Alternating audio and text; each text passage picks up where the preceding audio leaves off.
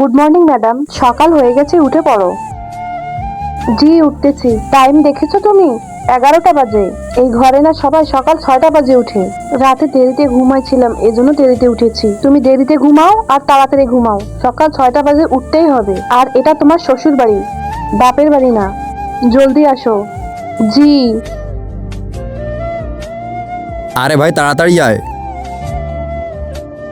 কাঞ্চন, জি। তুমি এখানে কিসেনে কি করতেছো? ওই ভাবি চা বানাতে বলেছিল। ভাবি তোমাকে বলেছে? ভাবি, ভাবি। কি হয়েছে দেবরজি? কাঞ্চনের বিয়ের আজকে প্রথম দিন, আরো রান্নাঘরে কি করতেছে? চা বানাতে বলেছিলাম। আরে চা বানাতে হলে তুমি বানাও না, ওকে কেন বলেছো? তো কি হয়েছে দেবরজি? প্রতিদিন তো আমি তোমাদের জন্য সকাল 6টা বাজে খাবার বানিয়েছিলাম। একদিন ও চা বানাচ্ছে, তাতে কি হয়েছে?